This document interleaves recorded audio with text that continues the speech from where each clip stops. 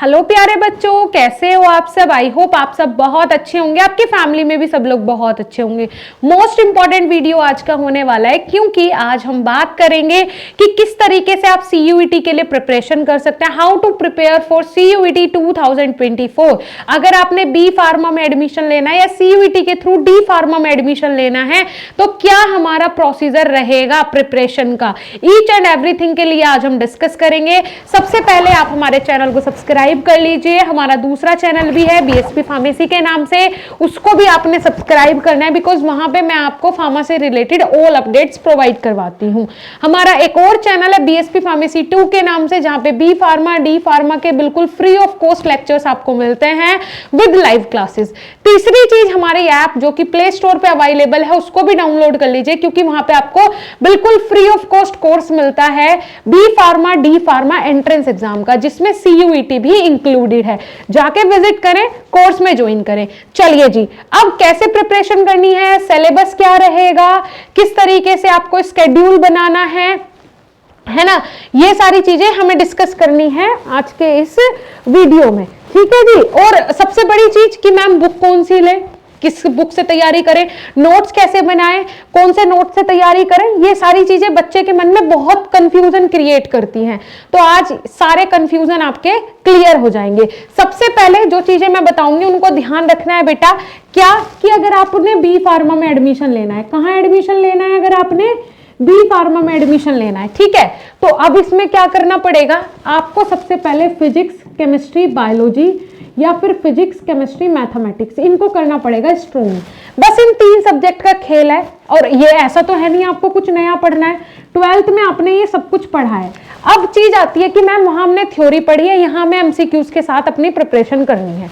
अब इसमें क्या क्राइटेरिया रहता है, एक क्वेश्चन आपका बेटा रहता है 4 नंबर का, ठीक है जी, सॉरी, एक क्वेश्चन आपका रहता है 5 नंबर का, ठीक है। अगर आप एक क्वेश्चन गलत करते हो तो आपका -1 हो जाता है, ठीक है जी, ये वाला सिस्टम रहता है। एक क्वेश्चन सही करोगे तो आपको 5 नंबर मिलेंगे, एक क्वेश्चन अगर आपने गलत किया तो आपका 1 नंबर कट जाएगा, जो सही नंबर है उनमें से कट जाएगा। अब अगर 3 सब्जेक्ट हैं तो एक कितने का होता है, आपका एक जो सब्जेक्ट आएगा वो 200 नंबर का आएगा, ठीक है। 3 आपने दिए, 600 नंबर हो गए टोटल।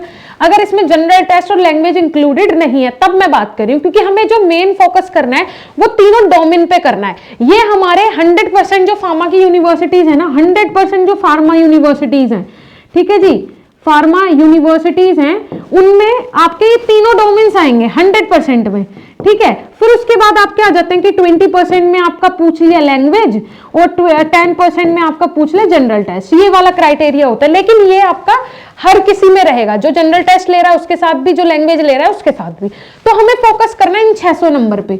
अगर आपके 600 नंबर ये क्लियर हो जाते हैं तो उसके बाद तो जो बाकी हैं वो तो हम देख लेंगे। लेकिन अगर हमने पार्टिसिपेट ही 600 नंबर के साथ किया है तो कितने नंबर लाने होंगे जिससे कि आपका सिलेक्शन हो जाए। तो 600 नंबर में से 550 नंबर लाओगे, गवर्नमेंट कॉलेज मिल जाएगा। और फार्मेसी के लिए, बी फार्मेसी के लिए गवर्नमेंट कॉलेज मिलना मतलब अब आपका जो फ्यूचर है वो सिक्योर हो गया। बेस्ट कॉलेज मिल जाएगा 550 नंबर पे। सिलेक्शन की बात है, सिलेक्शन तो आपका ये मान के चलो 100 नंबर भी आ गए ना, तब भी कोई प्राइवेट कॉलेज मिल जाएगा, तब भी कोई प्राइवेट कॉलेज कोई ना कोई काउंसलिंग के राउंड में आपने मिल ही जाना है ना। तो अब मैम प्रिपरेशन कैसे करें, क्या तैयारी का स्ट्रेटेजी रहना चाहिए। तो बेटा तैयारी की स्ट्रेटेजी ध्यान से सुनो। 12th में जो पढ़ रहे हो ना, 12th में, और बुक सिर्फ NCERT, इसके अलावा कुछ मत पढ़ो, यही पढ़ो। 12th का जो सिलेबस है NCERT का टोटल वहीं से पूछा जाएगा, ठीक है। मोड ऑफ एग्जामिनेशन वो आप CBT रहता है। आपको लैंग्वेज कौन सी, किस लैंग्वेज में टेस्ट देना है वो आपके ऊपर डिपेंड रहता है, ठीक है। दूसरी चीज, एक अगर लैंग्वेज आपसे कोई इंग्लिश, तो वो देखो यहाँ भी कंफ्यूज होता है बच्चा। कैसे कंफ्यूज होता है, एक हो गया कि आपको पेपर कौन सी भाषा में देना है, ठीक है, वो आपसे पूछा जाएगा कि आप किस भाषा में पेपर देना चाहते हो, तो वहां आप सिलेक्ट कर सकते हो, टिक कर सकते हो, हिंदी में, इंग्लिश में, ठीक है। या फिर अपनी कोई भी कल्चरल लैंग्वेज में अगर देना चाहते हो। एक होता है कि आपको एक टेस्ट देना है लैंग्वेज का, वो पर्टिकुलर मार्क्स का होता है, 40 नंबर का होता है, उसमें कोई भी यूनिवर्सिटी मांग सकती है कि भाई आपको इंग्लिश कंपलसरी देना है। मतलब जैसे आपका 12th में पेपर नहीं होता इंग्लिश का, वो एक पेपर है अलग से लैंग्वेज का, ठीक है, वो अलग चीज हो गई कि इंग्लिश का पेपर आपने देना है, हिंदी आप उसमें जो यूनिवर्सिटी मांग रहा है तो आप हिंदी चूज कर सकते हो, लेकिन आपको किस लैंग्वेज में अपना पेपर चाहिए कि उस लैंग्वेज में पेपर लिखा हुआ है, तो वो भी आपसे पूछा जाता है, ठीक है। तो दोनों में कंफ्यूज नहीं होना है बिल्कुल भी। यहाँ आगे बच्चा बहुत कंफ्यूज हो जाता है, बहुत कंफ्यूजन क्रिएट होती है और उसी के कारण पता नहीं फॉर्म में वो क्या क्या भर देता है। सीयूईटी में क्या हुआ कि आपको एक वो दे दिया गया कि भाई आपके पास ये एक फ्रीडम है कि आप कितने भी सब्जेक्ट भरो, कितने भी यूनिवर्सिटी सेलेक्ट करो, कितने भी सब्जेक्ट के पेपर दो, है ना, 10 सब्जेक्ट, और 10 सब्जेक्ट बहुत होते हैं, बच्चे को पता नहीं होता क्या सेलेक्ट करे, सारे सेक्शन भरता जाता है, जो मन में आता है वो भर दिया, जैसा मन में आ गया भर दिया, इसीलिए तो इतना कंफ्यूजन क्रिएट होता है, इसीलिए तो ये सीयूटी का प्रोसीजर इतना लेंथी हो जाता है। आपने कुछ नहीं करना है, एनसीईआरटी की तैयारी करनी है, डोमेन्स पकड़ने हैं। अगर आपको लगता है कि आपकी ड्रीम यूनिवर्सिटी लैंग्वेज या जनरल टेस्ट मांग रही है तो ठीक है, 10-12 यूनिवर्सिटीज भी हमें टारगेट नहीं करनी, बिल्कुल नहीं करनी। अपनी प्रेफरेंस रखो एक, सबसे पहला कि मेरा टारगेट वो है, वो नहीं तो ये वाला मैं चूज कर सकता हूं या ये वाला कर सकता हूं। तीन यूनिवर्सिटीज यार इनफ है। अगर आप उनके लिए काम करोगे, सिर्फ उन्हीं को टारगेट करोगे तो 100% सिलेक्शन होगा उन्हीं यूनिवर्सिटीज में। टारगेट ही 10-50 यूनिवर्सिटीज को कर रहे हो आप लोग, कहां से एडमिशन मिल जाएगा? फिर तो ये लगेगा यार ये नहीं तो ये तो मिल ही जाएगी। अगर ये वाली बात है तो फिर तो तैयारी ही मत करो, फिर तो आप जो 12th में पढ़ के तुक्के भी मारोगे तब भी इतने नंबर आ जाएंगे कि सीयूईटी के किसी प्राइवेट कॉलेज में कहीं ना कहीं एडमिशन मिल ही जाएगा, ठीक है। तो ये वाली चीजें हैं। तो तैयारी के लिए बुक एनसीईआरटी फॉलो करना है आपने।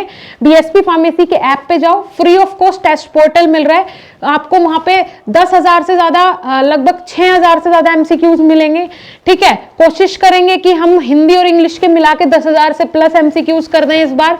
कुछ रिकॉर्डेड लेक्चर्स मिलेंगे, एग्जाम टाइम पे लाइव क्लासेस मिलेगी और सबसे बड़ी बात फ्री ऑफ कॉस्ट, ठीक है। अगर आप देखो हमारी एप्लीकेशन पे ना जाके आप हमारी वेबसाइट से पेमेंट करते हो ना बेटा, तो आपके लिए और भी अच्छा है, क्योंकि वेबसाइट पे आपको मोर डिस्काउंट मिलते हैं। देखो वेबसाइट आपको कुछ इस तरीके की दिखेगी, आप हमारी, मैं स्टार्टिंग से आपको दिखा देती हूँ तो आपके लिए ये आसान हो जाएगा, है ना। एक सेकेंड, यहाँ पेमेंट प्रोसीजर कुछ इस तरीके का होता है, देख लिया आपने। चलो जी, ये देखो बेटा कुछ इस तरीके की हमारी एप्लीकेशन होती है, आप देख पा रहे हैं ये। चलो ये अभी काम नहीं कर रहा, ऐसा हमारा कोर्स आएगा और ये देखिए सीयूईटी का ही एंट्रेंस एग्जाम है, इसको आप जाके ज्वाइन कर सकते हो, ठीक है जी। एक सेकेंड रुकना बेटा, मैं आपको दिखाई देती हूँ कि आपने कोर्स ज्वाइन कैसे करना है। ये देखो ये हमारी एप्लीकेशन है, ठीक है। ये हमारी वेबसाइट है बेटा, वेबसाइट पे आपने आना है, सीधा आपने गूगल पे सर्च करना है सिर्फ बीएसपी फार्मेसी। जैसे ही आप सर्च करोगे सबसे ऊपर हमारा वेबसाइट आ जाएगा, उस पे आपने क्लिक करना है और वहां से आप हमारे कोर्सेज में ज्वाइन कर सकते हो। ये देखो कुछ इस टाइप का हमारा इंटरफेस दिखेगा कोर्स का, बाय नाउ पे क्लिक करके आपको इस कोर्स को ज्वाइन कर लेना है। 29 रुपीज जो दिख रहा है ये आपका कन्वीनियंस फीस है हमारी एप्लीकेशन का, हमारी तरफ से ये कोर्स जो है वो आपके लिए बिल्कुल फ्री ऑफ कॉस्ट है, ठीक है बच्चे। चलिए अगर कोई डाउट कोई कंफ्यूजन होता है तो हमारे जो कॉन्टेक्ट डिटेल्स हैं आप उन पे कॉन्टेक्ट कर सकते हैं। Thank you.